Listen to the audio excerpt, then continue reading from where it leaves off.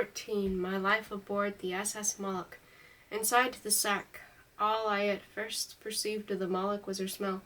Thick though it was, the sack in which I was imprisoned did not exclude that mixture of engine oil and rusty iron funnel smoke and coal dust which the ship had announced her presence days in advance during the third of my lives. There were also the familiar sounds she made even with stationary, the steady pounding of huge pistons, the manifold banging and hammering of the creatures at work throughout her hull, with tools of various kinds, the panting of the engines in her iron belly. Then the noises grew louder and the pounding of the pistons fiercer. With a rumble, the ship's propellers began to turn, valves hissed steam, and metal grated on metal as the iron monster awoke. The Moloch was getting under way. By now I suspected my captors had forgotten me. I'd made several attempts to extricate myself from the sack, but it seemed to be made of very rough leather or some equally stout material. It was also clear that the sack had been tied up with rope, which greatly restricted my freedom of movement. From the way I'd been treated, I had little reason to suppose that my captors had anything very pleasant in store for me. I cursed myself for having been hoodwinked by the troglotrol, yet again. I was gradually running out of air. That's to say, the air in the sack was becoming progressively staler. Every breath I took consumed a little more of its life-giving properties, so I decided to ration it by taking only one breath a minute. 1 minute. 1 minute. 1 minute. 1 minute. 1 minute. 1 minute. 1 minute. The rumbling and pounding persisted, and I could now detect a little motion. It indicated that we must be well out to sea. Maybe I should draw attention to myself, I thought. I groaned and grunted and rolled around in my sack insofar as I was able, but nothing happened. Better to keep still, I told myself. It would use up less air. 1 minute. 1 minute. 1 minute. After an hour I had taken 60 breaths, so an hour must have passed. I made some more signs of life. I called for help and rolled to and fro, but still nothing happened. I decided to breathe only once every 2 minutes. 2 minutes. 2 minutes. 2 minutes. After another hour I'd taken 30 breaths. I started to feel frightened. Could they have put me in a sack to suffocate me?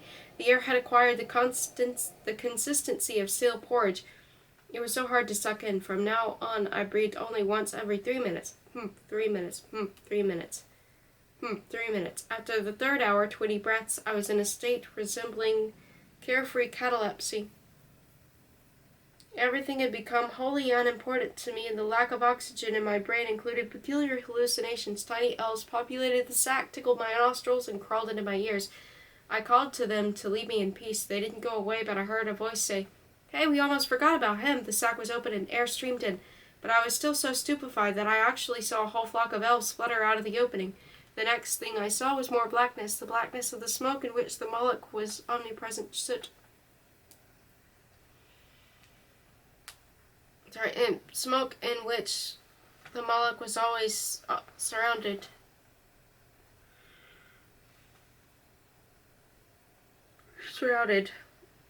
It was some days before I became even relatively inured to the omnipresent soot. All aboard the iron ship were permanently engulfed in a fine mist of coral dust. You could never see the entire deck, only those parts of it which the smoke deigned to unveil. You would glimpse a few square yards of pitch-black deck, or one of the rusty funnels, or if you were very lucky, a patch of sky before another cloud of smoke enshrouded the whole scene once more. Toiling away on deck were hundreds of smoke and coal-blackened creatures who went about their work mechanically, paying me little heed. There were Simonians of all kinds, twirls, dwarfs, poofs. Every variety seemed to be represented. I was still inside the sack, half-conscious with only my head sticking out. No one took any notice of me. My captors had tied me up in a bundle and left me to my fate. I wriggled out of my cocoon and tottered over to the rail. We couldn't be all that far from land. Perhaps I could simply jump. I looked down. The sea was a good 300 feet below me. 300 feet. Could I make it? Then I saw there wasn't any sea, just thousands of sharks jostling around the hull and snapping at anything thrown over the side. At that moment a strong breeze sprang up and rent the Moloch's pall of smoke in half. A big patch of blue sky became visible. I could even make out the coast of Simonia and Atlantis. Atlantis achieves liftoff. It was hovering in the sky some 5 miles above the coastline. The whole city had risen from the ground like a huge screw-shaped plug, a spaceship of soil and rock with a city on top. Shafts of grease lightning were sporadically darting for the hole it had left behind. Now and then, Clouds of earth the size of houses broke off the inverted cone and fell, but in general the spaceship seemed to be a remarkably stable structure. I had no idea how the Invisibles had engineered this feat, but I wasn't surprised it had taken them several thousand years. Then the smoke closed in again like a black curtain. Two soot-stained yetis came up behind me and grabbed me by the shoulders. "Are you a bear?" said one of them. I nodded. "Then it's into the inferno with you."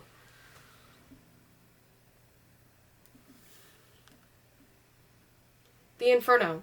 The Inferno is the red-hot heart of the Moloch, an engine room containing more than 1,000 coal and wood-burning furnaces, one for each of the ship's funnels. Each furnace was manned by a gang of taciturn black bears, distant relatives of mine with blank, sad, and curious eyes who carelessly fed the flames with tree trunks of shovelfuls of coal. I was assigned to one of these gangs. A yeti thrust a shovel into my hand and told me to get stoking. Still dazed by my recent experiences, I set to work. I would have welcomed at least a few minutes' peace and quiet to reflect on my predicament, but this wasn't easy aboard the Moloch. What with the constant din, the murderous heat of the furnaces, the smoke of the hard labor, there was no opportunity to let your thoughts roam far afield. If you took a few steps away from your furnace or lowered your shovel even for a moment, a couple of yetis would materialize, teeth bared, and order you back to work. I made a few attempts to establish contact with my fellow slaves, but they just stared at me uncomprehendingly, or cast fearful glances at the yetis. At night, the gang shuffled into a dormitory beneath the inferno, where we were given hunks of bread and bowls of water and allowed to stretch out in hammocks for a few hours. I used to fall asleep at once as if someone had hit me over the head with a club. Hard labor. It's remarkable how apathetic you can become when engaged in hard manual labor. Sometimes I shoveled coal, sometimes I pushed hand carts filled with briquettes, sometimes I hauled tree stumps. For days on end I toted sacks of anthracite from the gloomy bowels of the Moloch up a flight of steps 100 yards high.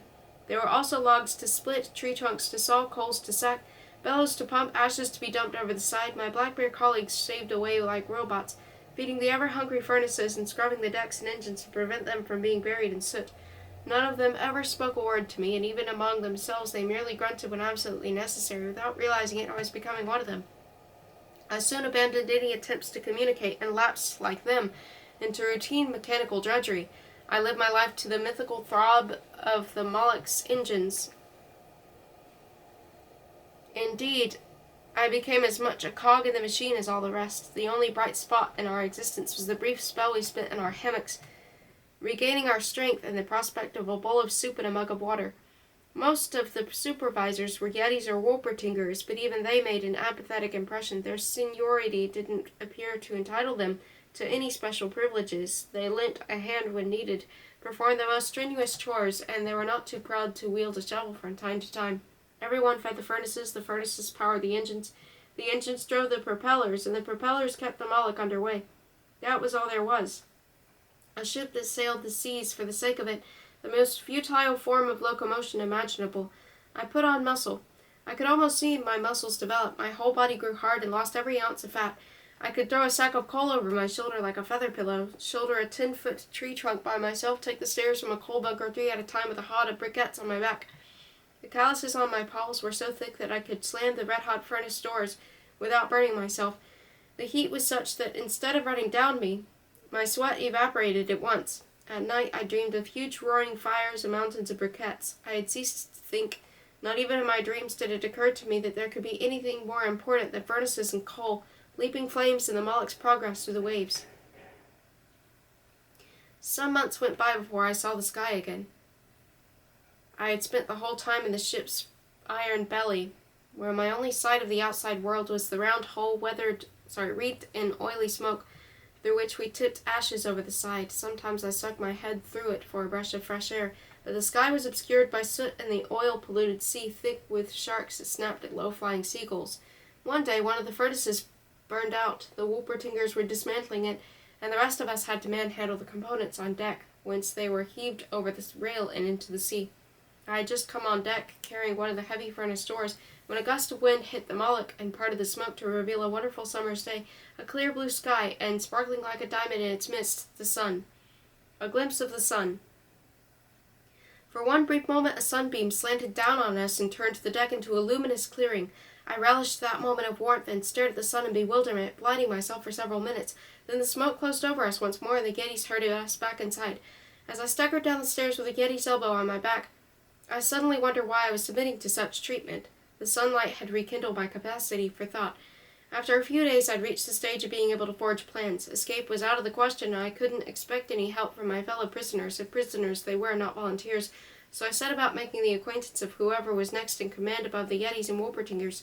The bigger the ship, the greater the need for a captain, and the Moloch was the biggest ship in the world. Somewhere on board there had to be someone who steered here and could read charts, who determined our course and bore the ultimate responsibility.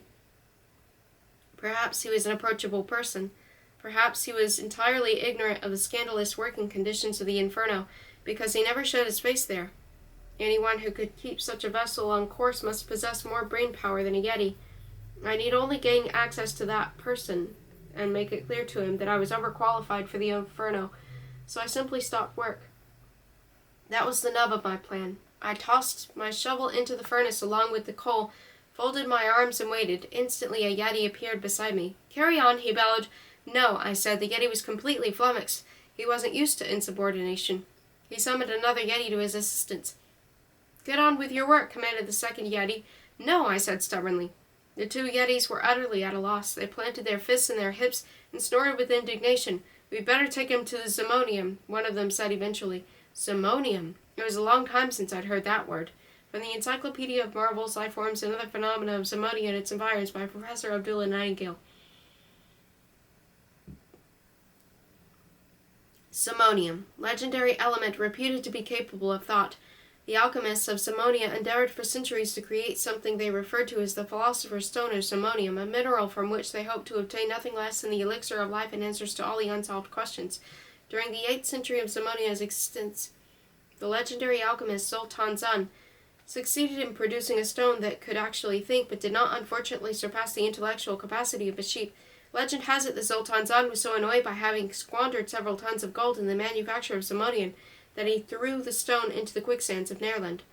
The Yetis hustled me along the interminable rusty passages in the bowels of Moloch, until we came to an iron door guarded by another 3 Yetis, armed to the teeth.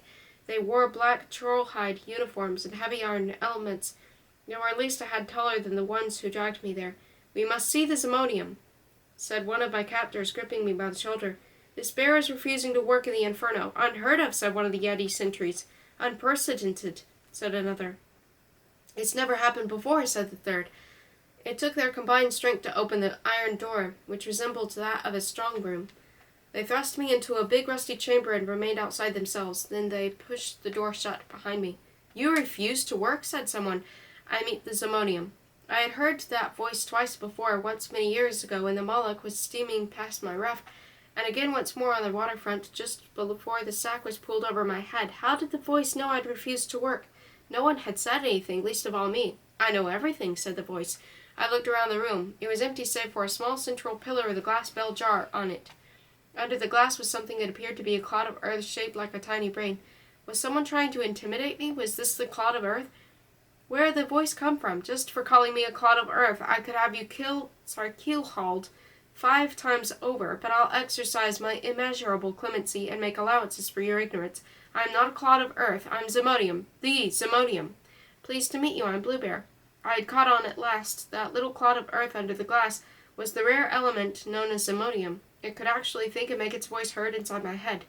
Being accustomed to voices in my head, I was only moderately impressed. "Let's get to the point. From what I hear, and I hear every thought that occurs to anyone aboard my ship, you stopped work without being instructed to do so. What's the idea?" "Well, first I'd like to point out that I'm not here of my own free will. I was—" "So what? You think you're an exception? Nobody's on board the ship of his own free will. Nobody apart from me."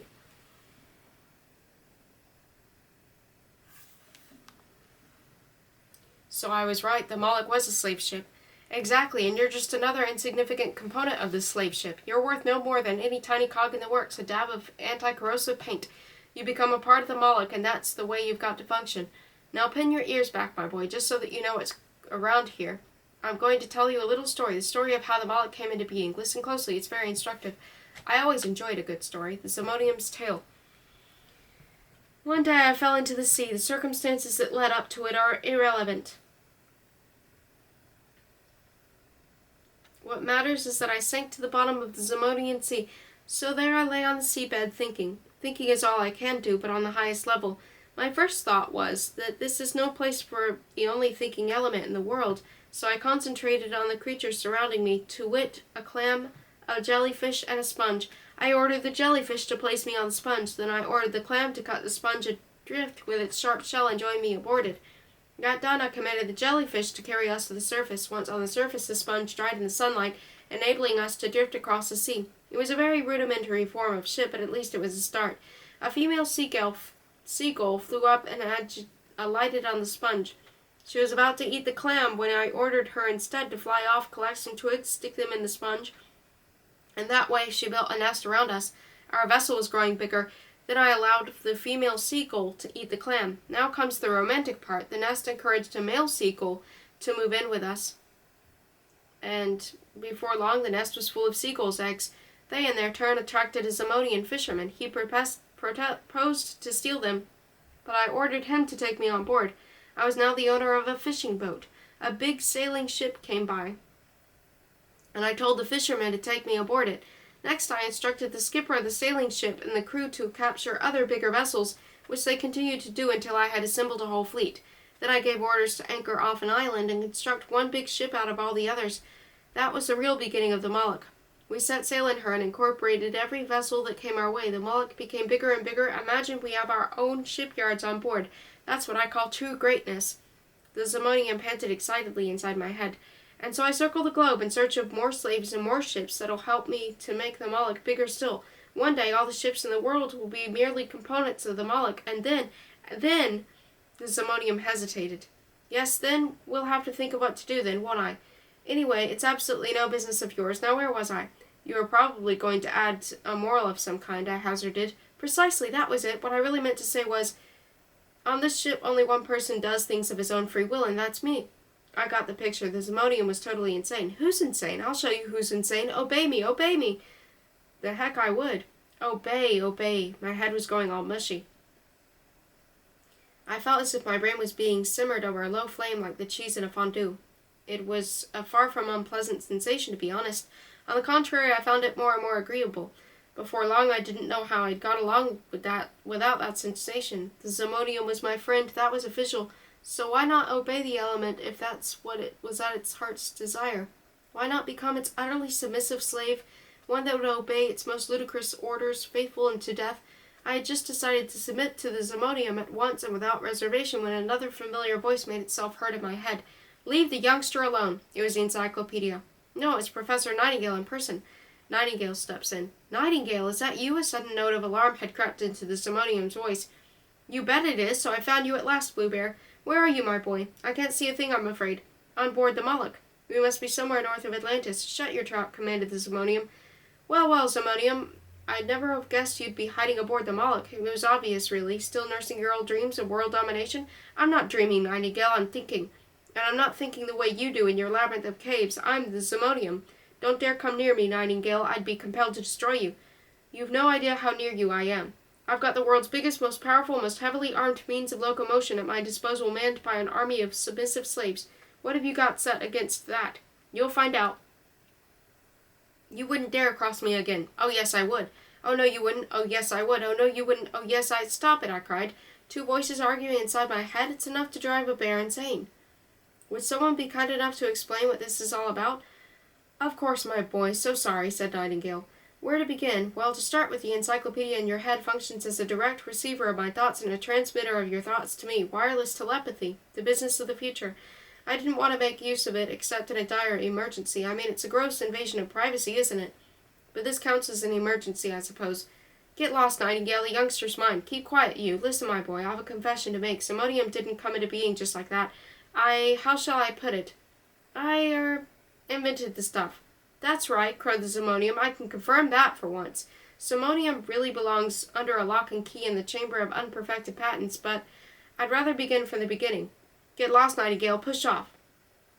The Philosopher's Stone. It's every inventor's dream to discover an element capable of thought. In the days when I embarked on my research, inventors and scientists were still called alchemists, and inventing an element capable of thought was known as creating the Philosopher's Stone. That element, that stone, was supposed to deliver us from all evil and answer all unsolved questions on our behalf. What is the meaning of all life? How do you turn lead into gold? How do you become immortal? How do you square the circle? How do you construct a perpetual motion machine? How do you install a fountain of youth? We expected Zimonium to answer all these unsolved questions for us. How wrong you were, crowed the Zimonium. True, and the mistake was mine. I must first point out, however, that I constituted the Zimonium with the utmost care. I began by salvaging the Protozomodium which Zoltan Zahn had thrown into the quicksands of Neerland, an operation for which I designed the quicksand hose. It didn't take long to locate the Protozomodium with the aid of that equipment and the friendly assistance of the cogitating quicksand. But then, as bad luck would have it, the quicksand hose broke down, and, well, you know the story. I remembered it. Mac the reptilian rescuer had rescued him in the nick of time. Protozomodium really wasn't very bright, but that was no reason to throw it into the quicksand. It could think, and that was a start. A good story, giggled the Zimonium. I always enjoy hearing it myself. You only have to add the right ingredients. Well, I'm sure I'm not betraying any secrets when I say that gold dust was one of them. Alchemists considered it chic to add gold to everything in those days, even though it had no alchemical effect whatever. Things glittered a bit more, that was all. Oh yes, and duck spittle. That was equally indispensable. Nobody talks about duck spittle nowadays, but then it was the thing. Vital ingredients. Increasing the power of thought was far more important. That I achieved with the aid of, among other things, molten cogitating quicksand from Neerland. I also infused a little of my own cerebral fluid, of course, together with caffeine concentrate extracted from century-old coffee, nicotine from the umbels of Florent flour, split mercury atoms, glucose whitewash, snail slime from the time snails found only on the edges of dimensional hiatuses, a grated violin string, formic acid, gum arabic, vitamin C, liquid amber, garlic, talcum powder, Bloomberg moss, glycerin, pure alcohol, Spanish fly, and frozen gas from the graveyard marshes of Dole. Well, it was while I was adding a last ingredient that a will-o'-the-wisp fell into the mixture by accident, a graveyard moth that had recently been struck by lightning. That ruined the whole thing. Though close to perfection, the Zimonium was mentally deranged. Nonsense, that moth was just the ticket. It made me what I am, the most powerful element in the universe. You wanted to docile little stone that would do your housework for you. Instead, you created the new lord of creation. Be quiet, you pathetic element. The demented Zimonium kept trying to hypnotize me into building it a vehicle in which to conquer the world. It became too much for me in the end, so I threw it into the sea. I thought I'd finished it off. Obviously, I was mistaken. Are you, though? With you, far from it. I've only just begun. Huh, now you're really scaring me. What do you propose to do? I possess the biggest ship in the world, a war machine manned by an army of submissive slaves. I can subjugate whole continents by willpower alone. What can you do to counter that? You seem to forget I invented you. You're just a chain of atoms put together by me, a chain I can tear apart at any moment. Nightingale's tone was coldly disdainful. Oh, yeah? Then show me what you can do, Nightingale. Show me what your poor old brains are still capable of. Something almost indescribable happened to my own brain as Nightingale and the Zimonium pitted themselves against each other right inside my head. From the crackling and flashing between my ears, the brain must have been plugged into a high-tension cable. The pain was unbearable. Von Zatar Huxo must have experienced a similar sensation when he stuck his head through the wall of the tornado. The feeling a rope must get at the spot where it almost snaps during the tug of war. Stop it, I yelled. The pain eased at once. The crackling ceased. Sorry, my boy, I completely forgot about you. This isn't working. I must think of something else. Grin and bear it, my son. I must put on my thinking caps for a while. That's all. Don't give up hope. Then Nightingale's voice disappeared. That's what happens to anyone who dares take me on, shouted the Zimonium. Goodbye and good riddance, Nightingale. Then to me. That's the last you'll hear of him. It was more than probable. This wasn't the first time Nightingale had abandoned me in a dangerous situation. Thereafter, the Zimonium left me in peace at least. It gave up trying to bend me to its will for fear, no doubt, of another confrontation with Nightingale. However simple it might be to hypnotize a yeti or a shellfish, the same could not be said of someone who carried the encyclopedia of marvels, life forms, and other phenomena of Zimonia and its environs in its head. To that extent I owed Professor Nightingale a debt of gratitude. The Zimonium ordered the yetis to place me under arrest. I needed to think, it said. A superfluous piece of information somehow. What else could it do? A reunion. There is no more shoveling coal. I was taken to one of the ship's prison wings, a passage lined with single cells occupied by those who had resisted the Zimonium. The inmates numbered precisely 4, counting me. One of them was a Wolpertinger named Nala Hotep, who had an iron plate in his head that shielded him from the Zimonian's telepathic commands. The others were Neo and Weenie. Thoughts bounced off Neo's thick skull as a matter of course, and they didn't progress far through Weenie's brain because they promptly fell into the sea of oblivion. The pair of them were as proof against the Zimodium as I myself. We talked across the passage through the feeding flaps of our cell doors. Volzaton Smike held us responsible for your escape, said Weenie. Thanks a lot, Bluebear. If I could get out of here, Neo amplified, I'd wring your neck. What does Smike have to do with the Moloch?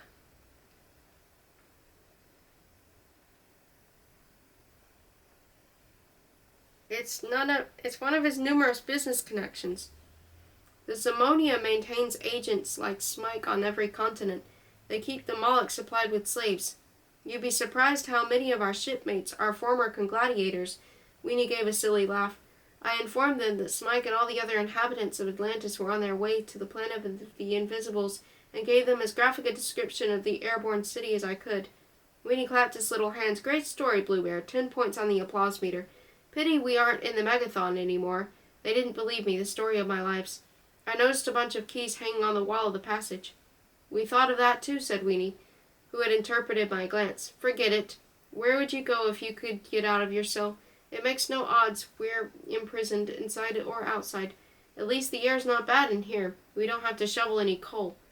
I'll think of something. I could sneak up on the Zimodium and throw it into the sea. The ship's swarming with Yetis. You wouldn't get 2 yards. Another reunion. A key rattled in the lock of the passage door. The door opened and the Troglotroll ambled in. He strolled along the passage, rapping each cell door in turn with his knuckles. Don't be deceived by my vague resemblance to a Troglotroll, he said casually. I'm really a prison warder. Lord Olgort, cried Neo. My old pal. Give me those keys, I said. You owe me one. The Troglotroll stared at me in surprise. He leveled a finger at the bunch of keys. You mean that bunch of keys there? That necklace-like collection of metallic unlocking devices? Why should I do that? So I don't knock your block off if I ever get out of here. I doubt it. Not that you wouldn't be capable of cold-bloodedly sending me to the kingdom come, I mean. No, I simply doubt you'll ever get out again. He gave my door an experimental tap. 3 layers of solid Zimonium cast iron alloyed with brass to guard against corrosion. 4-tongued high-security lock vapor blasted with platinum. It's impregnable. Let us out and we'll call it quits. You can do the right thing. You proved that with the sewer dragon. Or are you under the Zimodium's influence? No, it made a brief attempt to insinuate itself into my brain, but I don't think it liked what it found there, since it's left me in peace. I can roam the Moloch as I please. Ack, ack, ack. The Troglotroll sauntered up and down the passage. Just think, what would I gain from letting you out? A broken neck? I won't punch you, I promise. Anyone can make a promise. I do it all the time, and do I keep my word? Of course not. The Troglotroll removed the bunch of keys from its hook. But let's run through the procedure purely in theory. Just suppose I took this collection of Zimodian unlocking gadgets from the wall. He ambled over to my cell, and suppose, purely hypothetically, mind you, I inserted one of these steel escape aids in the lock. He inserted the key in the lock. And finally, to repeat, this is a purely conjectural speculation. Suppose I turned the key. He turned the key and click, released the lock. But no, the Troglotroll exclaimed, turning the key, click in the opposite direction. That would be aiding and abetting mutiny. I'm sure the penalties prescribed for such a crime on board the ship are draconian. The cell door was locked again. Even Neo and Weenie groaned at this display of malevolence. The Troglotroll continued to theorize. Alternatively, I could throw the bunch of keys out of this porthole. He dangled the keys out of the porthole. You'd simply rot away in there. You wouldn't believe how many forgotten prison wings there are in this ship, and how many skeletons are still imprisoned in their cells. The Troglotroll shuddered visibly. No, no, chorused Neo and Weenie. Don't do it. On the other hand, the Troglotroll put a finger to his brow and pondered a while. What do the Moloch's regulations matter to me? I'm a Troglotroll. As such, I've a duty to break the regulations. He came over and unlocked my door again. Leaving the key in the lock, he walked to the door at the end of the passage. Yes, us Troglotrolls are simply like that, different from other people, and he slunk out. Still somewhat disconcerted, I pushed my cell door open, then took the keys and released Neo, Weenie, and the Wolpertinger. Let's go and throw the Zimodian into the sea, I suggested. Then we'll take over the ship. I know all about navigation. Agreed, said the Wolpertinger. Agreed, said Neo and Weenie. Nobody contradicted a Wolpertinger, not even a barbaric hog.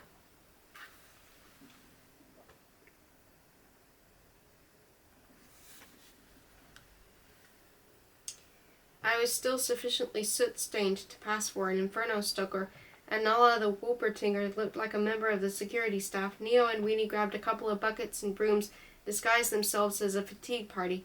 Thus equipped, we trekked through the bowels of the Moloch in search of the Zimodium. I did, after all, know the approximate location of its command center. It was only on the way there that I grasped the vessel's true size. The Moloch was a regular iron metropolis, with its own urban districts, streets, and means of transportation. The crew traveled by rickshaw and steam-driven truck. They even used tethered balloons to get from deck to deck. Many districts were spick and span and humming with life, others completely ruined and deserted. We wandered for hours through a derelict section of the ship inhabited exclusively by yellow jellyfish mutations that appeared to live on a diet of rust. We even passed one of the prisons of which the Troglotrol had told us. There, bleached Yeti skeletons mouldering behind rusty bars rattled in time to the engines. We walked on quickly. Another deck was undergoing redevelopment. Hundreds of oil-stained Yetis were constructing new furnaces. An additional inferno was evidently in the making. Wolpertingers were patrolling everywhere, but none of them thought to check on us. We passed shipyards where captured vessels were being sawn up and dismembered. Blazing in the gloom were huge blast furnaces in which the iron from a whole freighter was being melted down, just enough metal from which to cast one spare blade for the Moloch's propeller. An army of Wolpertingers was hammering a red-hot bow plate into the shape in time of the beat of drums. Little Midgard serpents were hauling carts laden with scrap metal along the passages, barrels of oil being loaded onto the ramps, walls torn down and rebuilt, layers of rust removed, stairways painted, ropes spliced, decks scrubbed, and portholes burnished. Everyone aboard the Moloch had a job, even if it only entailed supervising the activities of others. At last we came to the door that led to the passage in which the Zimodium's cabin lay. We conferred briefly. The cabin door would be guarded by 3 Yetis, I knew, but the Wolpertinger thought he could handle them with ease. Besides, Neo could lend him some active assistance, a prospect that caused them to grunt with delight. Neo and Weenie went on ahead to distract the Yetis while the Wolpertinger and I followed. We waited a moment, then Weenie looked back round the door. No sign of any Yetis, he said. It was true, the door to the Zimodium's cabin was only unguarded by a jar. Pity, said Neo. Weenie peered inside. Nothing there but a lump of muck in a glass case, he reported.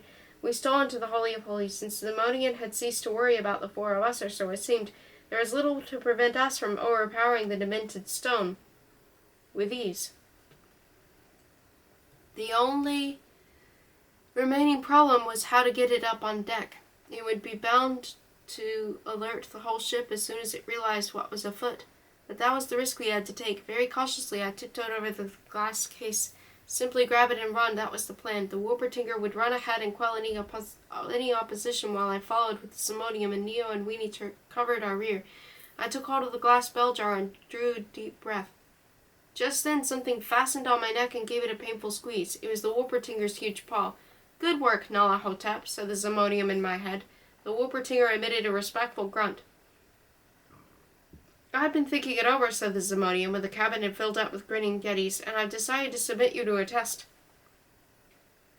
Could you serve me loyally without being under my direct control? That's the question, and that's why I staged this little charade with the friendly assistance of Nala Hotep and the Troglotrol.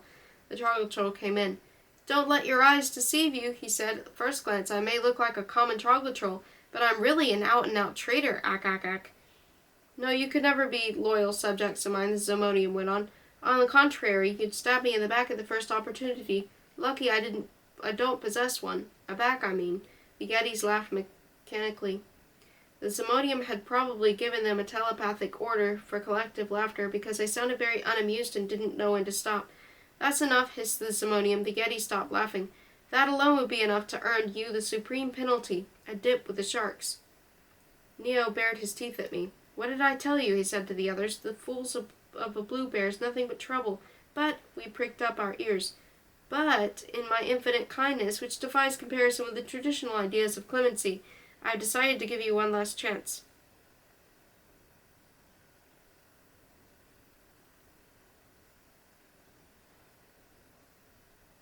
Who could object to that? I'd like to know how good Nightingale's education really is, so here's a proposition for you. If you answer seven of my questions, you can go free. We'll give you a little boat and release you. Neo and Weenie gazed at me hopefully. If the Bluebear fails to answer my questions, you'll be thrown to the sharks with musical accompaniment. What choice did I have? Besides, the odds could have been worse. Not only was I no fool, I was a graduate of the Nocturnal Academy and carried the encyclopedia in my head. I couldn't conceive of a question I would be unable to answer. It's a deal, I said. 7 questions. Very well, first question, subject Nightingaleism. What is a Gloomberg cloud? Ah, I used to know that. Never mind. Encyclopedia, please. Encyclopedia. Encyclopedia? No answer. No answer at this of all moments, but let's be honest, when had it ever answered at the crucial moment? It seemed I would have to take the matter in hand by myself. After all, I'd learnt it all once upon a time. Let's see if I could remember it. A Gloomberg cloud is generated by the hydrospectrographic concentration of cosmic darkness from outlying areas of the universe in which there are no constellations, measuring nightingales on the inside and nightingales on the periphery. It's a very long number. I don't know if you can see. Okay. It is the most powerful form of energy in the known universe and can be controlled only by the correct use of a nightingale. Phew, I only just made it. Not bad discounting that nonsense about the most powerful form of energy in the universe. That's me, understand? Second question, subject, Simonian philosophy. What's a Bloodamite Yobism? Encyclopedia, Bloodamite Yobism, please. Still nothing. I recalled that Freda and Cordy had argued about this branch of philosophy, but it was a long time ago. It's a school of philosophy which assumes that no single object implies the existence of any other, if viewed with due insensibility. The founder of Bloodamite Yobism was Professor Yobo G. Yob, whose maxim, I ignore you, so ignore me in return, not only constitutes the title of his magnum opus, but has rapidly consigned him to oblivion. While delivering a lecture on Yobism at the Cultural Museum in Atlantis, the professor had deliberately jostled some members of his audience and was clubbed to death by an infuriated Bloodham.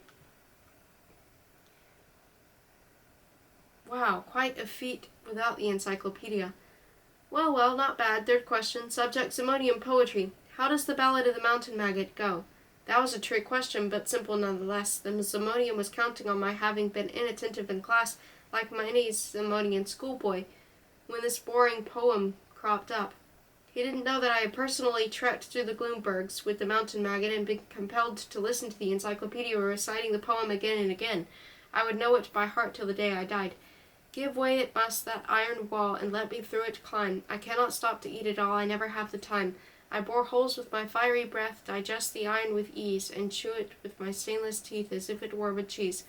I shall skip 74 verses rather than alienate the handful of readers who have stayed with me this far, but for the Simonian's benefit I recited the whole poem perfectly down to the last quatrain. The wall of metal mounts, and there a hole comes into sight. I feel a gentle breath of air, and through the gap streams light. Rather monotonously delivered, the Simonian said sternly, but faultless otherwise. Next question, subject, Grailsundian demonology. What are nether Simonian diabolic elves, and how many would fit into a pinhead? Not bad. That had for centuries been Grailsundian demonology's pivotal question. The reason d'etre of the intellectual discipline, in fact. For one thing, the very existence of diabolic elves was disputed. For another, they were so infinitely small that even if they did exist, they defied computation. Or so the Simonian thought when it asked me that question. What it did not know, so it certainly did not know everything, was that Cordy Uop and I had debated the matter at length in our spare time at the Nocturnal Academy. One of Nightingale's so-called unperfected patents was the diabolic elf microscope, so we borrowed it for use in our demonological field research. The surprising result of our investigations was that diabolic elves did indeed exist almost everywhere and in astronomical numbers. They occupied every crevice in the Gloomberg Mountains, proliferated in Freda's hair, and were particularly fond of populating pinheads. Thanks to the microscope's complex arrangements of lenses, we were able to study their living habits and make a trailblazing discovery, namely but that's irrelevant here. We eventually took the trouble to count how many there were on a pinhead. This was anything but easy, but they kept milling around. But QWERTY worked out a computational formula based on their physical density and the number of square micromillimeters covered by a pinhead. And it's an extremely long number. I replied, "I'm impressed," the Zomodium exclaimed. "I solved that problem by the power of thought alone, but I failed to come up with the 9 after the decimal point. Diabolic elves are fissile organisms," I pontificated. "For instance, one can, if necessary, divide into 10 little elves." "Ah, interesting. 5th question, subject Nightgalian macrophysics. What does the septimal theory state?" "The septimal theory states that the universe is comprehensible only in terms of the number 7, and only by those possessing 7 brains. There are 7 elements: fire, water, earth, air, perponium, zomodium, and domesticated darkness. The universe consists of 7 regions: north, south, east, west, before, after, and home. These regions are divisible in their turn by the 7 elements. If one takes the astral weight of the individual elements and divides them by the septimal mass of the planets and stars present in the 7 regions, one arrives at a figure in which 7 alone occur. The nocturnomathic brain recognizes 7 sensations: inquisitiveness, love of darkness, scientific curiosity, the urge to communicate, intrepidity, hunger, and thirst. If one adds together the imitative frequency values recorded by those sensations on the Nightgalian aurocardiogram and divides the total by the figure containing all the 7s, the result will be 7. Correct. 6th question, subject nocturnomathic philosophisics. Nocturnomathic philosophisics. That was not only the most difficult branch of knowledge in the entire universe, but the only one in which I was not overly proficient. A speculative mixture of philosophy and physics, it was really a subject for someone possessing more than one brain. What is knowledge? Knowledge is night. The answer burst from me like a bullet from a gun. Man, oh man, it was the only principle of nocturnomathic philosophisics that had stuck in my mind. Nightingale had bellowed it often enough in class. Most impressive, most impressive. Nightingale left nothing out, it seems. In that case, my final poser shouldn't present you with much of a problem. Question 7, subject dimensional hiatuses. What exactly is GINF? GINF. I knew what it smelt like. I knew that it occurred at the entrance to dimensional hiatuses too, but I didn't know what it was. No idea, I said. Come on, cried Weenie, you always know everything. Encyclopedia, GINF? Nothing GINF? Nothing GINF? Still nothing. The same old story, just when I needed the confounded thing. Don't let it worry you, youngster, the Zomodium said consolingly. I'd have made you all walk the plank in any case. I'm the Zomodium. I've no heart, no soul. I've even less of a conscience than the Troglotrol. I doubt that, the Troglotrol said in a low voice, but I heard him quite distinctly. So why should I be bound by sentimental obligations that are detrimental to me? Did you think I had whole ships to give away? How very naive of you. I couldn't repress the thought that Zomodium was the most abominable creature I'd encountered anywhere in Zomodium in the course of a life that had brought me face to face with plenty of abominable life forms. Thanks very much, said the Zomodium, a touching farewell speech, and to the others, bring them on deck. Sentence will be carried out forthwith. The Moloch was not, for once, swathed in her usual pall of smoke. The Zomodium had stopped all the engines and summoned his minions on deck, intending the entire crew to witness punishment and good visibility.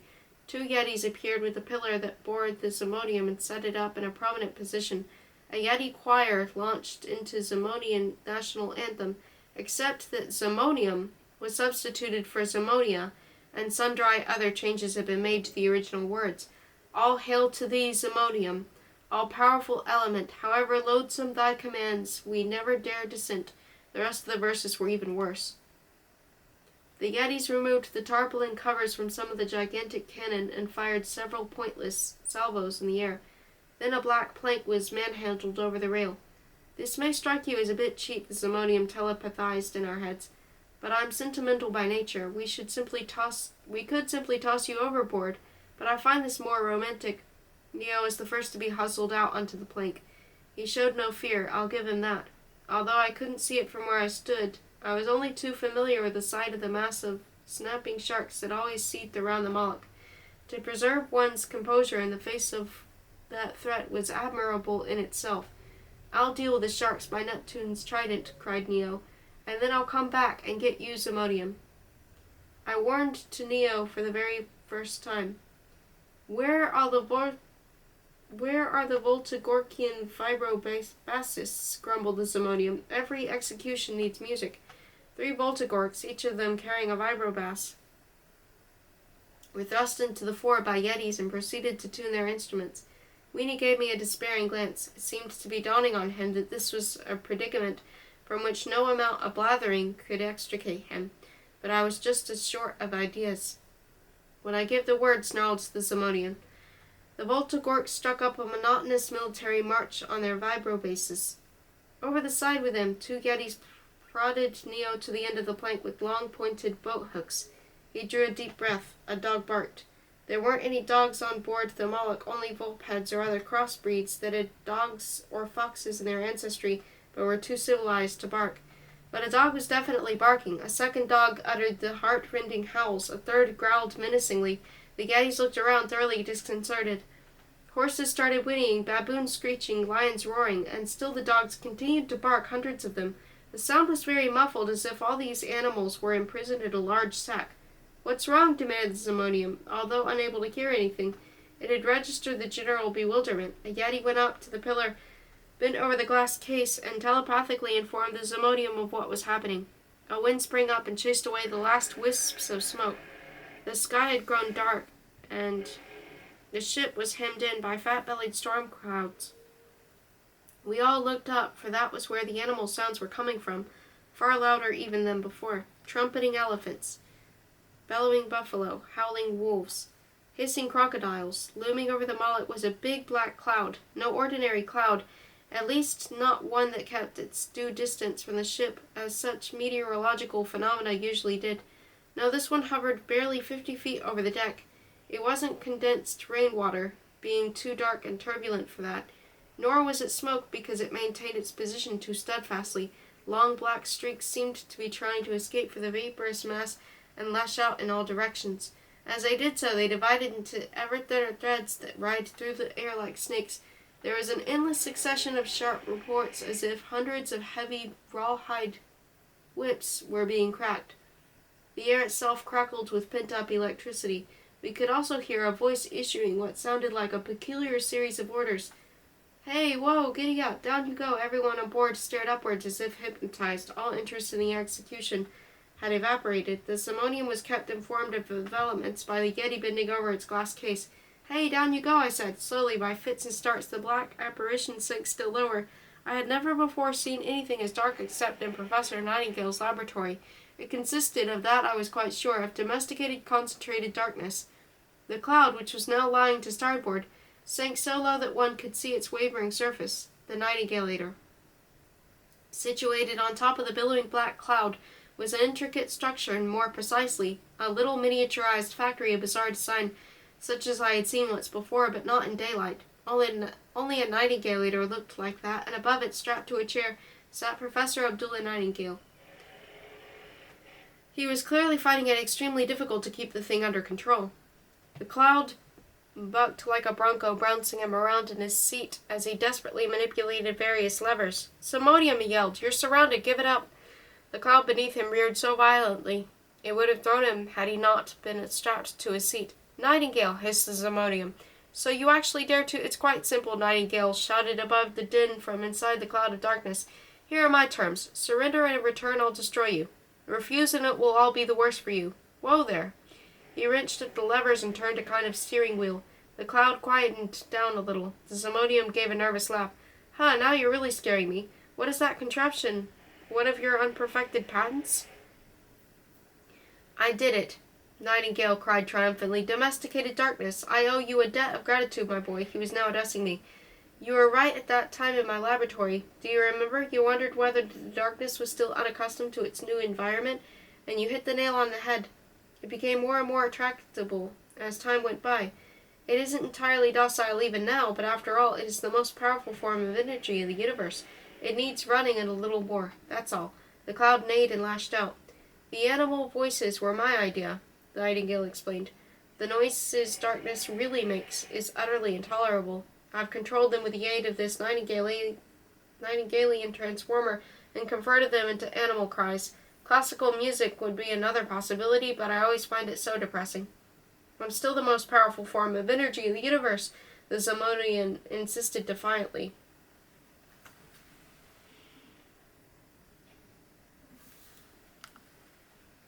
You're nothing at all, yelled Nightingale. You're alchemically passé, just a conjuring trick gone wrong. I've come to consign you to the trash can of history, the Zamodium caught on. So that's what you're after. You and I, brain against brain. 7 brains against 1, Nightingale amended. You go first. Incidental remark, the following events cannot unfortunately be recounted by traditional narrative means. Nightingale and Zamodium duelled with thoughts. They were no ordinary thoughts, of course, nor were they merely extraordinary. To call them brilliant or unique would be a disrespectful understatement. They were the most incredible shafts of wit ever hurled by the shrewdest and most powerful intellects on our planet. The ideas were so complex and abstract, so revolutionary, profound, and earth-shaking, that a normal brain would at once have become unhinged if compelled to entertain a single one of them. Nearly all those present on board the Moloch were shielded from them. The crew were still under the Zamodian's hypnotic spell and could only think what suited it. Neo and Weenie were immune for well-known reasons. I alone had to withstand the full force of those ideas. That I didn't go insane I attribute to having been infected with Nightingale's intelligence bacteria, which had probably created a natural immune system. To protect my readers, I shall reproduce the 2 adversaries' thoughts in a heavily encrypted form. I advise anyone unwilling to spend the rest of his days in a padded cell not to try to decipher them. I shall disclose this much, and no more. They not only pose ultimate questions about the universe, but answer them. Heavily encrypted version of the telepathic duel fought by Professor Nightingale and the Zamodium. The Zamodian opened the proceedings. Thought. Nightingale thought back.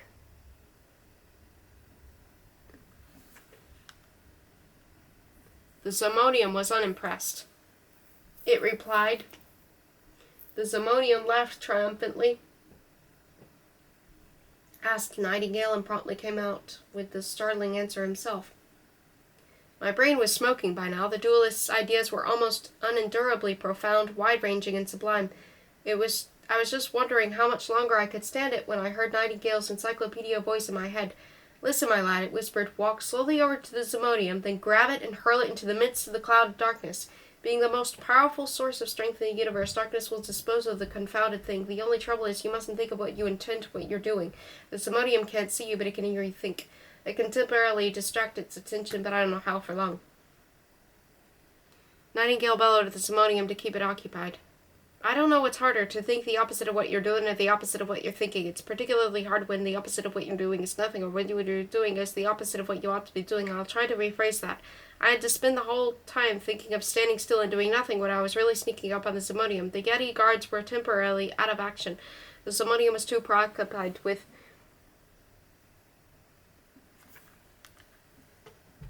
Nightingale to denote any attention to them, so they stood around like deactivated robots, gazing at the cloud of darkness. Step by step I drew nearer to the Zamodium. I had a bright idea. I pictured a little drop of sweat running slowly down my spine. I, in theory, stood still and watched the duel.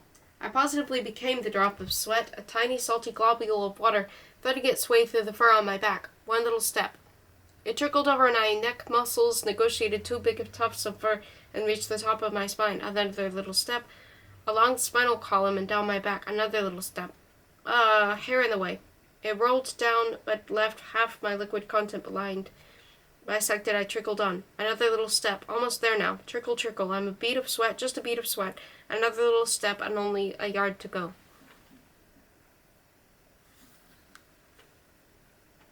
A bead of sweat, a bead of sweat, a bead of sweat. My brain seized up. I was too agitated to think of a better idea. The last little step that was there at last. Now was whispered to Nightingale. Now. Got you, you GD Zamodium. The thought that flashed through my mind was as big and bold as that. I couldn't help it. The suppressed desire to convey my sense of triumph to the Zamodium proved too strong for me. It wouldn't have happened if Zamodian hadn't butted in. He'd spoiled my concentration. The Zamodium reacted promptly. Yeti, seize him! The element had analyzed our plan like lightning and acted accordingly. All ahead, fool! But I was too close already. I grabbed the gas dome, only to find that it was stuck fast. Simultaneously, 5 Yetis hurled themselves at me. At that moment, the engines restarted. Dense smoke belched from the funnels. The whole ship gave a violent lurch. The Yeti staggered a little but recovered at once and lunged at me again, but they'd reckoned with Neo. There was going to be a fight. His barbaric hog's brain had grasped that, and he didn't want to stand around in idleness. He leapt off the plank and drove his thick skull into the first Yeti's stomach. "Give it to him, Neo!" Weenie yelled encouragingly. Neo caught the Yeti by the foot and whirled him around like a club. The other Yetis shrank back. Wolpertingers commanded the Simonium. "Seize the Bluebear." The Wolpertingers on deck awoke from their trance, but the dense smoke made it hard for them at first to get their bearings. "Professor Nightingale," I shouted, "the glass case, I can't get it off." "Stand aside," the Nightingale called in his real voice. I stood aside. The professor's brain snapped and crackled as they had when he opened a can of sardines by willpower alone. The sound was clearly audible to above the general commotion, chilling blood of all who heard it. The glass dome started to vibrate and display hairline. Fisher gave the last sharp crack and then broke out two. I seized the Simonium and was cold as ice. "No," it bellowed in my head. "I command you to." I drew back my arm and hurled the element into flickering darkness. It was almost impossible in our inadequate linguistic medium to describe what happened next. I'll try, but I doubt if I'll do it justice. Inadequate description of an indescribable occurrence. The Zimonium disappeared into the pall of darkness like a sugared cup of strong black coffee. At the same time, the voice in my head rose to a scream with such intensity that I feared my eyes might burst in their sockets. I clamped my forepaws over my ears, but that, of course, was futile. All the other creatures on board were also stopping their ears. The cloud contracted with a sound like a truckload of bricks falling from the sky. Then it expanded to 10 times its original width, howling like 1,000 watchdogs. For a while it retained the shape, a flattened black ball with shafts of lightning flickering over its surface. At length it abruptly regained its original size and shape. There was a moment's complete silence. The cloud seemed even to absorb the pounding of the Moloch's engines. Then, rolling across the sea, came a cosmic belch such as not even a megabolog could have produced. The scream in our heads died away. The Zimonium had vanished. The Moloch's crew staggered around in bewilderment. The Zimonium's spell was broken. The professor was riding in his nightingale like a cowboy on a wild steer. The cloud of darkness was bucking and lashing out in all directions, even more violently and unpredictably than before. Nightingale excitedly manipulated his levers and controls, but seemed almost incapable of influencing what was going on beneath him. "The darkness isn't used to the Zimonium," he cried. "It'll take a while. I'm afraid I can't control it any longer." The cloud bucked madly and whinnied like a herd of mustangs. Nightingale spoke as if he had hiccups. "I don't think I can hold it much longer." The cloud reared up and galloped off with him, zigzagging wildly across the sea like a balloon with the air escaping from the neck. Before long, the professor, the Nightingale, and the cloud were just a dwindling black dot on the horizon. Nightingale had disappeared, but so had the Zimonium. The Moloch's crew were free at last. Although they still hadn't the faintest idea where or who they were, the situation would probably resolve itself in due course. Neo was still throttling one of the Yetis.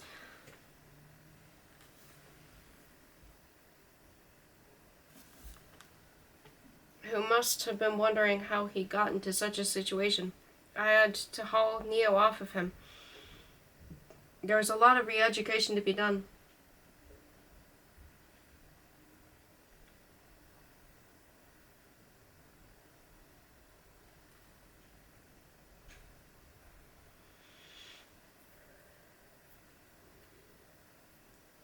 Stop engines. For a start, the engines had to be stopped. The clouds of black smoke added to the confusion and made it easier to find our bearings. I hurried to one of the engine rooms, but all I encountered there were a few bemused Yetis who were trying to remember their own names. The Zimonium had expertly navigated the vessel by remote control throughout her voyages, personally supervising every engine and furnace, prisoner, and propeller. The ship had no captain or experienced officers, just a horde of obedient, unwitting slaves. Without the Zimonium, the crew were completely helpless. The Moloch's machinery was so complex and intricate that I myself would have taken years to learn to operate it. All this dawned on me the moment one of the Yetis in the engine room asked me for my autograph. His last recollection had been of a duel lies I'd fought in the Megathon at Atlantis. I went back on deck. Our situation was not as critical as all that. We would simply have to wait until the ship's fuel ran out and she stopped of her own accord. Then we could lower some boats and leave the Moloch to her fate. "Did you find the brakes?" I asked Weenie. "The Moloch doesn't have any." "Pity. Hear that noise?" An ominous sound. I listened. I could hear the throb of the ship's engines, the roar of the furnaces, the hissing of the valves, the bewildered grunts of disoriented Yetis. Yes, and a gurgling sound. I've heard it before, but I didn't think of where or when. "Something's gurgling," I said. And how? Said Weenie. No idea what it is. You can't see a thing in this suit, but it's getting louder. Sounds like we're heading straight for it. How about climbing one of the funnels? Neo suggested. We looked around for the biggest smokestack, not in current use. Welded to the side were some metal rungs that disappeared into the thick of smoke overhead. Neo and I proceeded to climb them. After 100 feet or so, we couldn't see a thing. The acrid vapor compelled us to shut our eyes and mouths and make our way blindly, mutely upwards. Then the smoke thinned. We were some 500 feet above the surface of the sea. The thick black carpet of smoke below us conveyed the reassuring but deceptive impression that it would catch us if we fell. Around this carpet, especially towards the bow, the sea was clearly visible. The gurgling sound was much more distinct up here. I now remembered where I'd heard it before. It was the very first sound I'd heard in the very first of my lives. We could also see its source now. About 10 miles away was a hole in the sea, a circular whirlpool, many times the size of the Moloch. It was the Maelstrom, the legendary hole in the sea from which the mini-pirates had rescued me, and we were heading towards it at full speed. From the Encyclopedia of Marvel's Lifeforms and Other Phenomena of Somalia and its Environs by Professor Abdullah Nightingale, Maelstrom v. Highly unpopular with sailors, the marine vortex in which the Somalian Sea northeast of the mainland was a whirlpool covering a surface area of 20 square miles and extending to a depth of 25 or 30 miles. At its base, the whirlpool disappears into the crater of an extinct marine volcano 5 miles in diameter. The Maelstrom is marked on all charts and should be given a wide berth, because everything that gets caught up in it is inexorably sucked down into the depths. Fish and other marine creatures instinctively avoid the whirlpool. Sailors, on the other hand, often fall prey to the irrepressible curiosity and venture too close to it. Little research has been devoted to where the Maelstrom's masses of water go, and this is a natural breeding ground for legends. Folk tales transfigure the volcanic crater into the gates of hell, and certain less than reputable scientists claim the Maelstrom will continue to suck water into the interior of the earth until the latter explodes. We were on board a huge ship full of helpless creatures, surrounded by sharks and streaming at full speed, with no possibility of stopping towards a hole in the sea more than 25 miles deep. My only assistants were a gnomelet suffering from memory loss and a barbaric hog without any manners. As for Nightingale, he was doubtless riding his cloud across the sea in opposite direction. All my friends were presumably light years away, soaring through the cosmos in a gigantic spaceship. Meantime, Yetis were coming up every few minutes and asking me where the men's room was, and I couldn't even answer that for certain. That's what I recall a challenging situation. What can we do now? Asked Weenie. How about dying? I replied. By now the gurgle of the Maelstrom was drowning every other sound. We had to shout to make ourselves heard. The others on board seemed to be slowly recovering their wits, and the brighter ones among them explained the situation to the more obtuse. Not that this did much good, because the Moloch was now within a mile of the whirlpool and beginning to rotate in waltz time. This, in turn, added to the commotion on deck. It was only now that most of the crew ran to the wall and grasped the true nature of our predicament. A babble of cries went up. Many fell to their knees and wept. The Moloch was revolving faster and faster. We had now reached the edge of the whirlpool, and the thunder of its turbulent waters drowned the cries of panic. Slowly, the ship's bow crept over the edge of the Maelstrom. Neo and Weenie stood at the rail like a pair of stone statues. The Moloch's hull began to tilt. Another few minutes, and she would plunge into the depths. Only 13 lives, I thought to myself. All of a sudden, swirling gaps appeared at many places in the pall and smoke overhead. They were made by the mighty wings whose beat was audible even above the general pandemonium. Hundreds, nay thousands of huge birds came swooping through the gaps in smoke and landed on deck. Everyone fell silent at the sight of this army of reptilian rescuers. One of them touched down right in front of me. It was Deus Ex Machina. Well, he croaked. Seems we've cut it pretty fine, huh?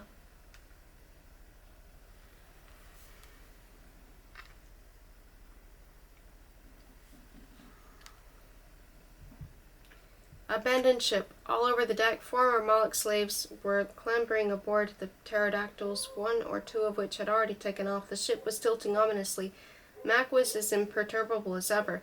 The reptilian rescuer's retirement home wasn't my cup of tea. The inmates sat around all day long playing blackjack and bragging about their exploits in the long ago. I hated card games. In fact, I hate company, to be honest. Besides, walls make me nervous and ceilings are even worse. I didn't need to retire. All I needed was a decent pair of glasses. They think they suit me? He gave me a piercing stare. His eyes were magnified by a huge pair of glasses the size of soup plates. Their watery whites were threaded with thick red veins. Oh, yes, I said. They suit you splendidly. Life is too precious to be left to chance, my boy. By now a third of the Moloch was just jutting over at the edge of the maelstrom. I was in developments in Atlantis that alerted us. All the reptilian rescuers in the world assembled over the city the last few days because a major disaster seemed to be imminent. The air was positively crackling with danger. We thought the city would sink. Instead of that, it levitated. Mac was having to squawk louder and louder to make himself heard above the gurgle of the whirlpool. I would sooner have listened to his resume perched on his back and high in the air. We didn't have to do a thing. Not a single inhabitant fell off the edge of the city.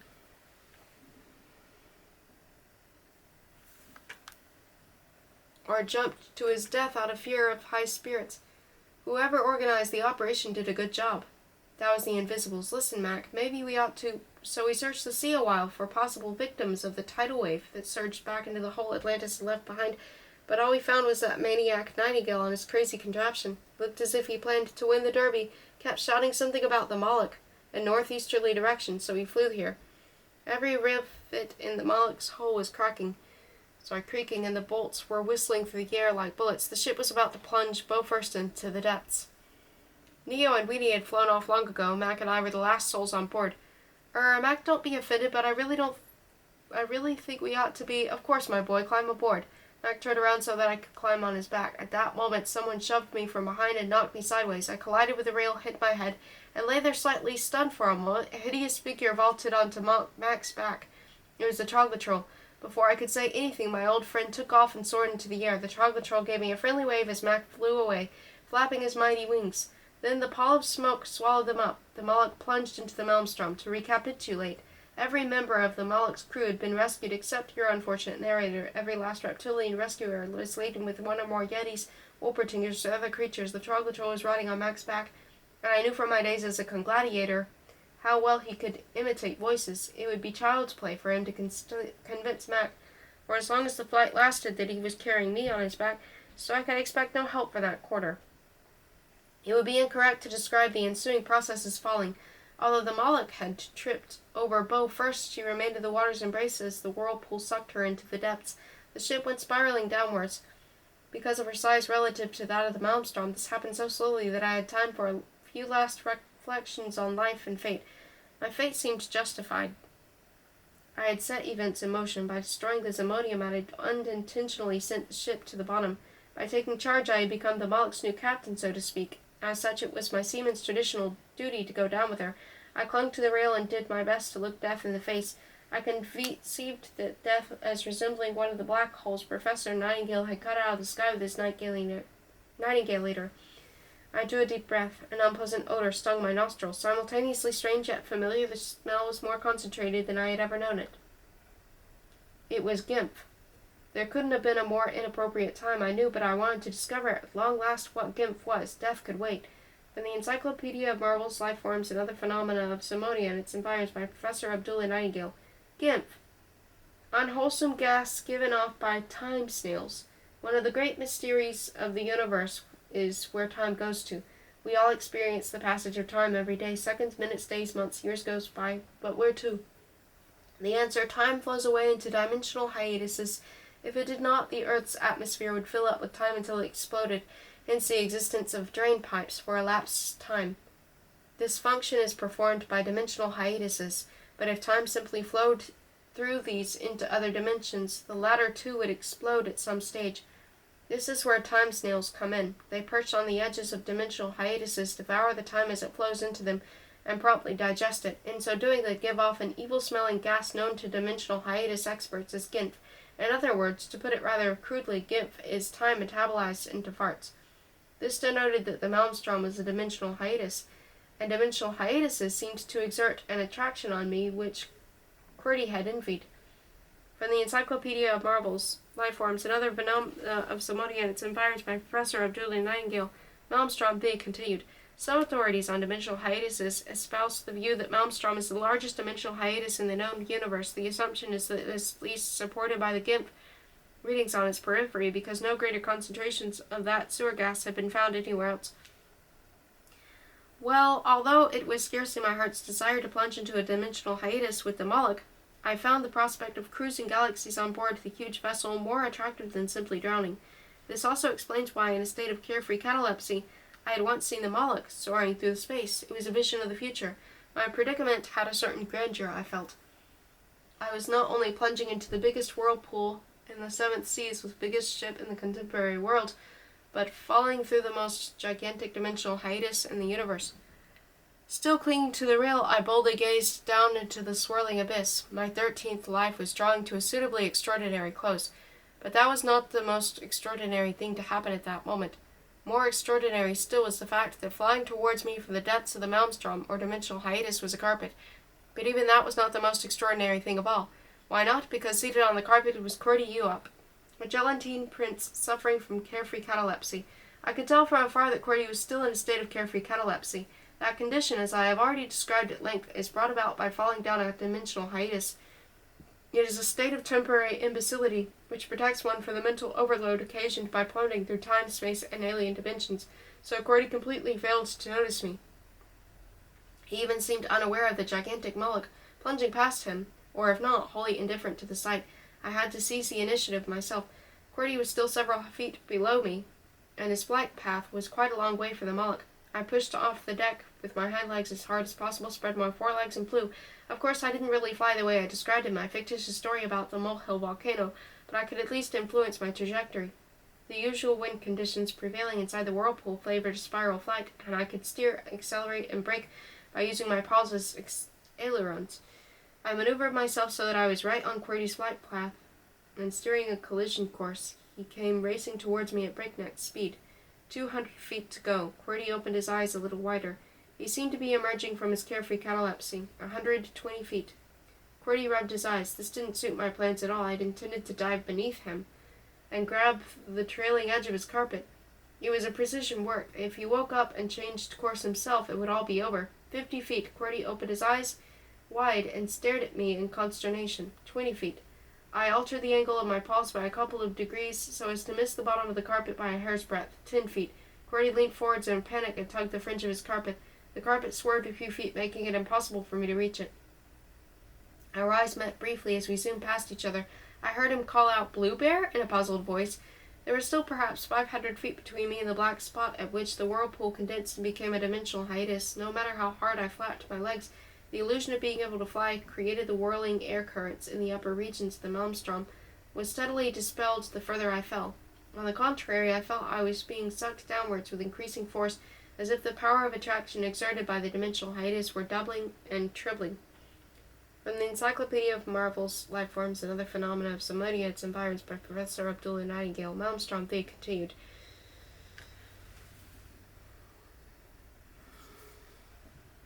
In the lower regions of the maelstrom, there occurs a rare and curious quirk of physics which does, in fact, conflict with all the laws of nature.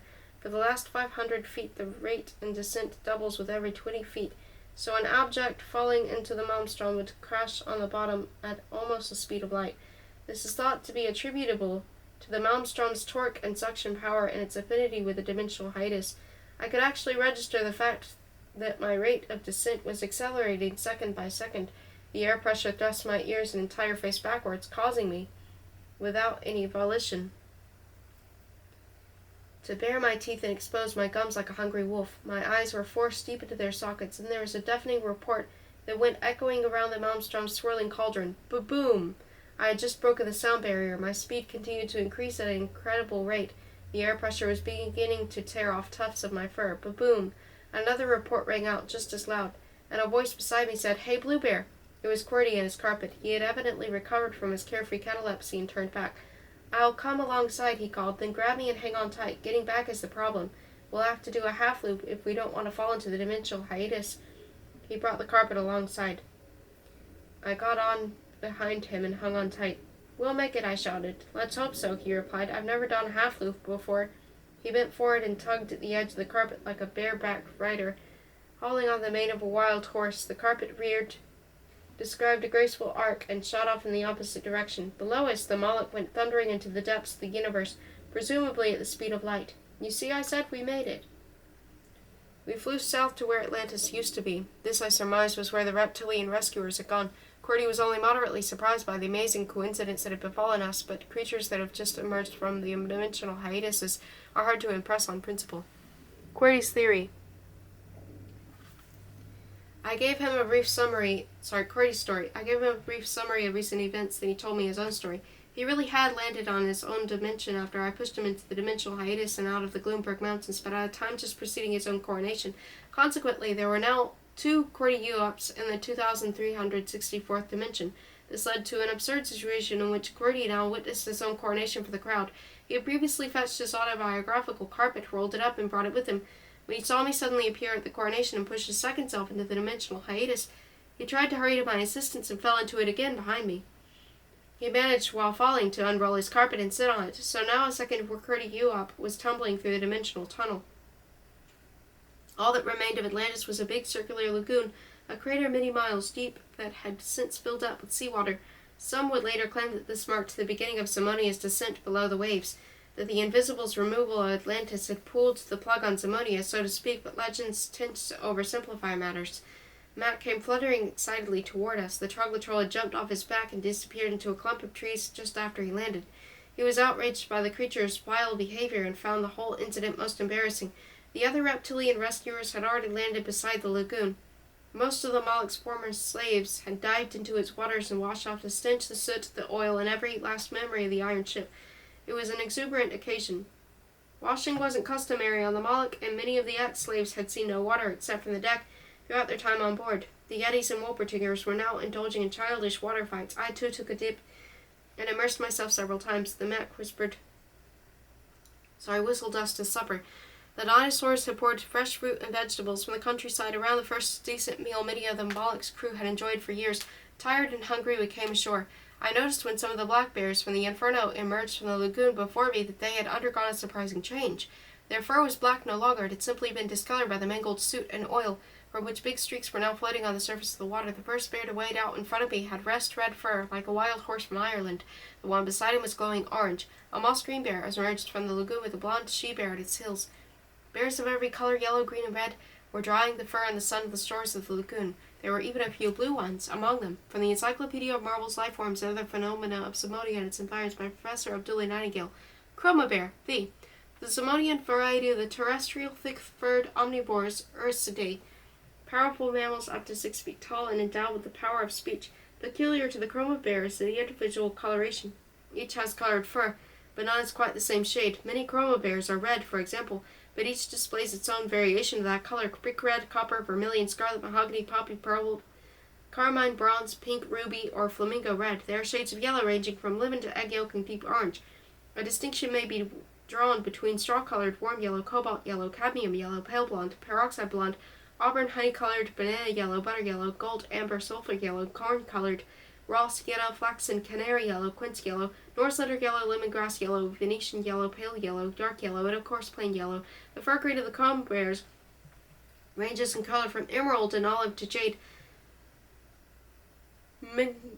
mignonette, and spinach green. Chroma bears may also be yellowish green, bluish green, moss green, pine needle green, grass green, seaweed green, sea green, bottle green, mildew green, gray green, arsenical green, palm green, leaf green, pea green, ivy green, several dozen other shades of green. Blue chroma bears probably display the greatest number of shades: indigo, azure, sapphire blue, cyanine, cobalt, ultramarine, royal blue, pale blue, cerulean blue, submarine blue, billow blue, ice blue, violet, forget-me-not blue, cornflower blue, gentian blue, lavender blue, turquoise, steel blue, plum, dove blue, midnight blue, alga blue, eye blue, blueberry blue, marine blue, china blue, blue black, and manganese blue.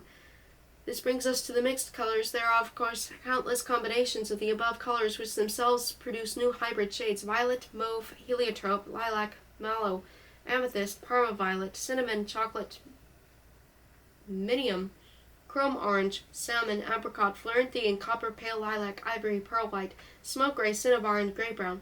Chroma bear fur exists in jewel colors: aquamarine, cyanite, gold beryl, citrine, euclase, chrysoberyl, chrysolite, demantoid, dioptase, moldavite, lapis lazuli, topaz, zircon, axonite, hyacinth, titanite, spinel azurite, malachite, coral, carnelian, and meerschaum. Finally, there are colors that exist only in Zimonia: neoline, cerumean, zomonite, elf-white, goblin yellow, xant, opalite, ghoul green, chromalinth, firm, voltigork, malphine, harbizanth, and nightingale black. When mixed with traditional pigments, these produce the so-called Zamodian duocolors, such as neolite green, neolite yellow, neolite red, cyromian blue, opalite green, firm yellow, voltigork red, and of course their hybrid intermediate shades. Chroma bears can thus be absolutely any color.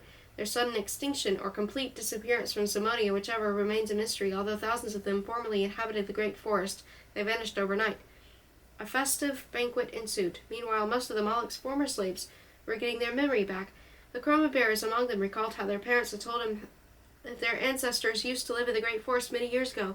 There they had led a peaceful life, devoted mainly to beekeeping. At some stage, however, the peace in the forest had been disturbed. It was invaded by a gigantic spider whose unpleasant predatory habits drove the bears out. They retreated to the outskirts of the forest, gave up keeping bees, took up fishing instead. The land-dwelling bears became sea bears. They soon learned how to construct ships of wood, weave nets, and get their food from the sea. Then Zamodium turned up the Moloch and enslaved them.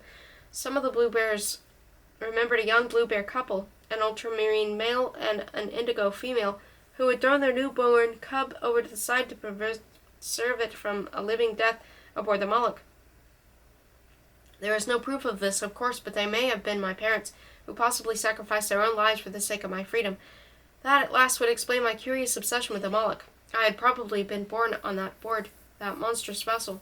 Only the Zamodium could have supplied precise information on the subject, but it was currently being digested in the intestines of a cloud of darkness. Many tears were shed that night, tears of joy and sorrow. Some of the Moloch slaves cursed the Zamodium for having robbed them of so much of their lives. Others boisterously celebrated their newfound freedom. The reptilian rescuers stood around rather at a loss because they found emotional outbursts embarrassing. We sought experiences until the small hours. I described my deadly race with the spider witch, which prompted some of the chroma bears to consider their returning to the great forest.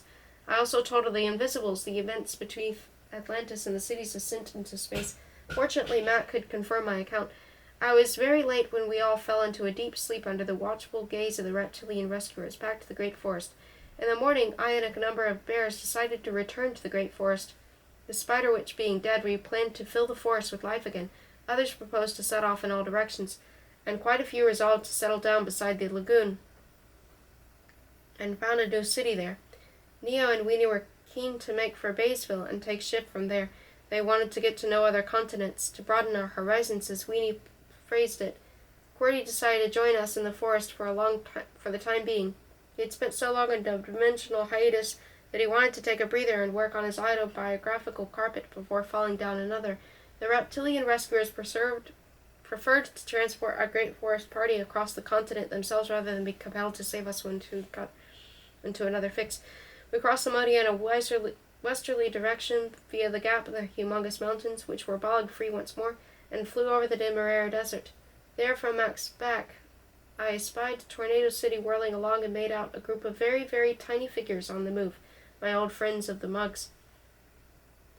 We neared our destination a couple of days later. The huge peaks of the Gloomberg Mountains came into view in the distance, and within a few hours we had landed on the edge of the great forest.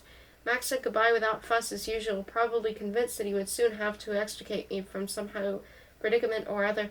Having urged me yet again to adopt a vegetarian diet, he took off. His glasses were so misted up, he nearly flew into a tree.